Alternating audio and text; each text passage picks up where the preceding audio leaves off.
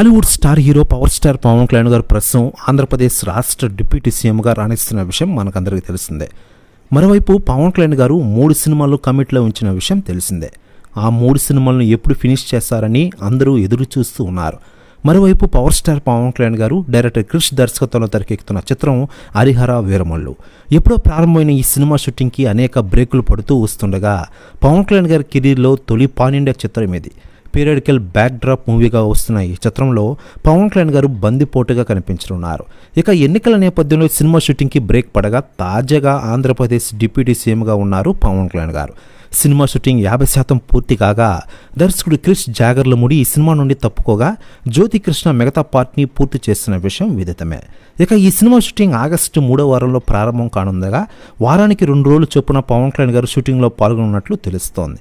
ఇందుకు సంబంధించిన డేట్స్ కూడా ఇచ్చారని తెలుస్తోంది. ప్రముఖ నిర్మాత ఏఎం రత్నం భారీ బడ్జెట్తో ఈ సినిమా నిర్మిస్తుండగా పవన్ కళ్యాణ్ గారి ఫ్యాన్స్ ఎంతో ఆసక్తికరంగా ఎదురు చూస్తూ ఉన్నారు. ఇక ఇదిలా ఉండగా పవన్ కళ్యాణ్ గారి అభిమానులకి బిగ్ షాక్ తగిలే విధంగా ఒక న్యూస్ వైరల్ అవుతోంది ఇండస్ట్రీలో. కాకపోతే పవన్ కళ్యాణ్ గారు సినిమాలపై కీలక నిర్ణయం తీసుకున్నారట.